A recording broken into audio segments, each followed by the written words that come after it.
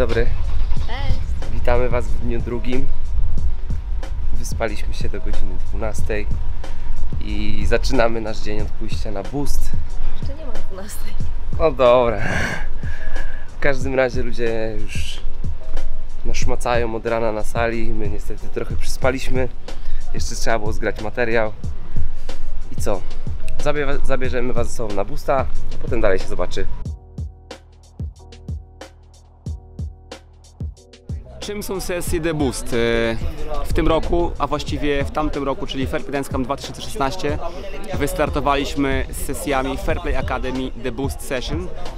Jest to seria spotkań podczas Fair Play Dance Campu, gdzie choreografowie prowadzą wykłady, opowiadają o różnych bardzo ciekawych rzeczach, o swoich doświadczeniach. Zupełnie coś innego niż normalne lekcje taneczne. Kolejny etap edukacji na najwyższym poziomie. Mamy tutaj do czynienia z ponad 20 najlepszymi choreografami z całego świata. Mają za sobą całą masę doświadczeń, wiele lat doświadczeń i bogate CV, więc postanowiliśmy stworzyć takie sesje, wykłady po to, żeby przenieść ten taniec w naszych studentów jeszcze na wyższy level i dać im możliwość posłuchania, skonfrontowania się z choreografami, pogadania z nimi, zadawania pytań i naprawdę przyjemnie spędzonego czasu na tych wydarzeniach, na tych spotkaniach. W tamtym roku zrobiliśmy to po raz pierwszy, to był test, naprawdę mega to się spodobało nie tylko naszym tancerzom, studentom, ale sami choreografowie powiedzieli, że to był naprawdę super pomysł, więc w tym roku zwiększyliśmy jeszcze bardziej intensywność tych wydarzeń, tych zajęć.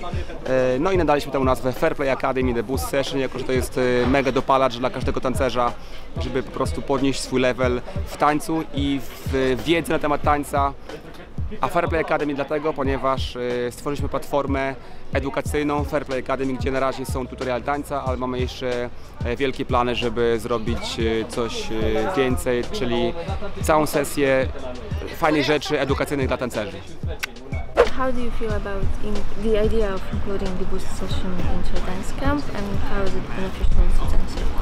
How do I feel about it? I feel that the boost is, of course, more important because not just as a physical dancer, you need to be a mentalist as well.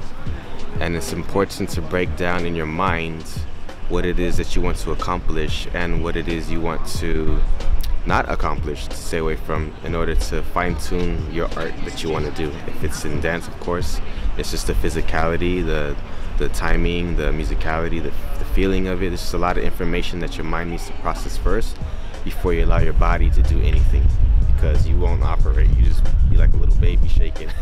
It's also beneficial to dancers because they get to get in our minds, in our perspective, and when they ask us questions or hear us talk, it might be able to relate to certain people. We might not be able to, of course, touch everybody, but having different perspectives and different teachers talking about what they want to say and how they got to where they are now, or where they want to go, or things that affected them in life, it brings us down to a level of understanding that they can relate to us, and when they get to that level, they can open up more and feel more relaxed about accepting what it is that we're teaching or not accepting. So I always, in my classes, say, you know, like, learn what I give or don't learn what I give, kind of thing. Like, know what it is that you like or not. Otherwise, I'm not going to be happy with what I'm doing. I won't be mad if you don't like it, but at least in your mind, try to realize what it is that you're doing instead of just doing it. Because right now, it's a trend.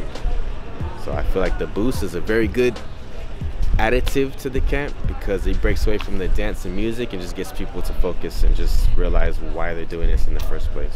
I don't know if you know, but 1 year I came to Fair Play with my presentation, and that was the year that I told Karol, I was like, I want to do something where I can educate the kids that's not based on dance, but learning about dance and discussing it. And thankful Karol was so open to the idea, and I think a part of that conversation and that class was a part of where the boost was born, and I'm so happy that he kept it inside of here, because now not just me but other teachers can say their piece. And yeah, I don't know, I really enjoy it because it's a moment with the students that I have genuine conversation and can give more than my body but my voice.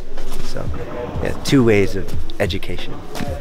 I think it's very important to let the student hear us teacher sharing our knowledge and also experience, because we teach all the time. We kind of also share the information of the class we want to with them, but we don't get very deeper.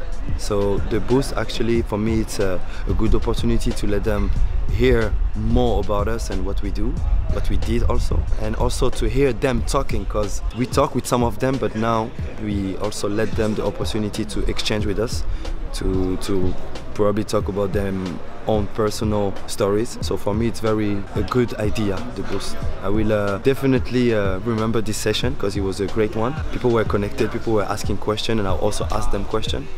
And yes, it's really a good idea.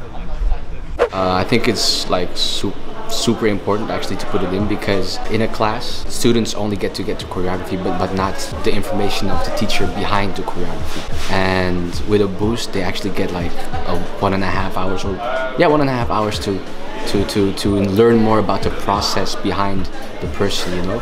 And I think that's very important because we are all going through that process to get to the dancing, but most of the times we don't talk about it, so that boost is perfect. Yeah. That's what I'm talking about, you know what I'm saying?